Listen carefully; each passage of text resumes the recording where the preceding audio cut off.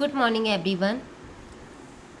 In this video we will study about typhoid fever. In our earlier video we have studied so many diseases that is related to hormones, nervous system, gastro, etc. In this video we will study an infectious disease that is typhoid fever. So let's begin. Typhoid fever is basically also known by another term and it is also known as typhanic fever. It is basically an acute infectious illness that is also associated with fever that is most oftenly caused by the Salmonella typhi bacteria. Means it is basically a acute infectious illness, means it is for a short duration and it is associated with fever and it is most often caused by a Salmonella typhi bacteria. Next, it can also be caused by a Salmonella paratyphi, that is a related bacterium that usually leads to a less severe illness. Next, the bacteria are deposited through fecal contamination in water or food by a human carrier and are then spread to other people in the area. Means the bacteria are deposited through fecal contamination in water or food by a human carrier and then are spread to other people in that area. Next, their symptoms. Symptoms usually appear 1 or 2 weeks after infection but may take as long as 3 weeks to appear. Means the symptoms usually appears 1 or 2 weeks after infection, means as the attack or invade of bacteria occurs, an infection occurs, but the symptoms may be appear after 1 or 2 weeks, but it may take as long as 3 weeks to appear.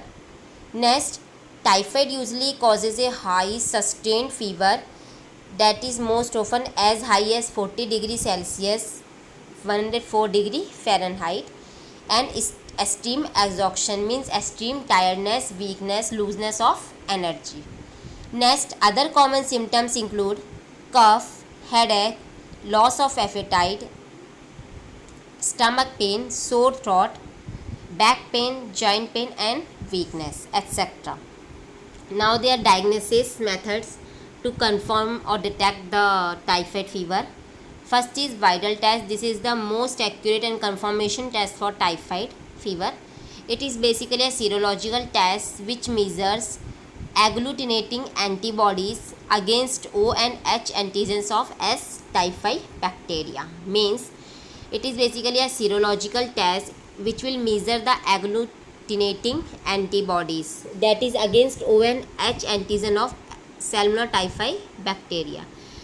High or rising O antibodies titers will indicate acute infection and H antibodies is used to identify the type of infection. Next diagnosis method is organism culture. What we will do in this a small sample of blood, stool or urine will be taken and this is placed on a special medium which will promote or encourage the growth of bacteria in that media. After that, the culture is checked under a microscope for the presence of typhoid bacteria. A bone marrow culture is most sensitive test for Salmonella typhi. What will happen?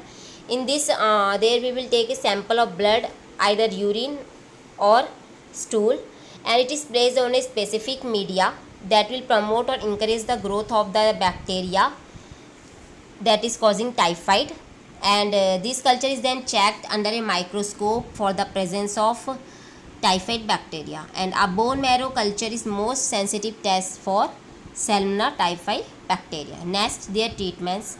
Treatments like some antibiotics that is mainly required to treat typhoid fevers are chloramphenicol, ciprofloxacin, and these all types of antibiotics are used to treat typhoid fever, and it show their mechanism of action by killing Salmonella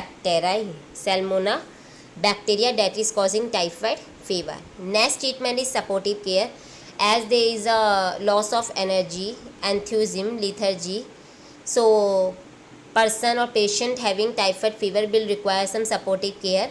Next, ceftriaxone. This is also an antibiotic and it is provided by intramuscular injection medication is an alternative for pregnant patient. Ceftriaxone antibody is basically an intramuscular injection medication which is an alternative for pregnant patient. Next, antipyretic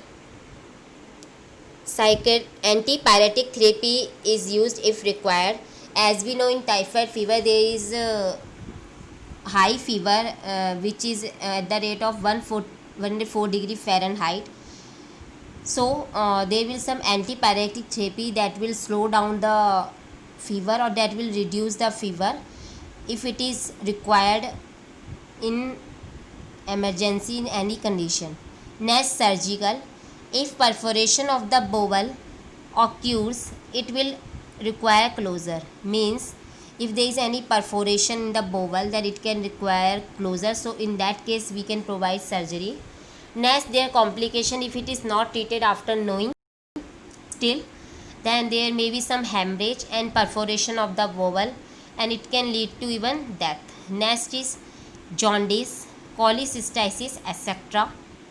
Next is pancreatitis with acute kidney injury. There may be some pancreas inflammation with some or acute kidney injury. There may be toxic myocarditis and some toxic confusional states and other neurological and psychiatric disturbance. Means there will some toxic confusion. So people will always be remain in confusion states and other neurological and some psychiatric disturbance. Next, prevention.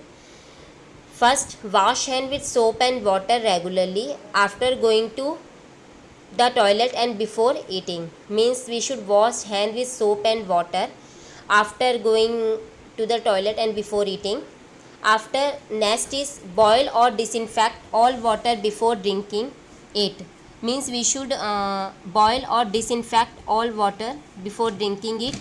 Use disinfectants, tablets or other liquid available in the pharmacy or in the market. Next is cook all food thoroughly and eat it while it is hot. Means we should cook all the food and we should eat the food when it is hot. Next is keep flies away from food. Next, their pathophysiology.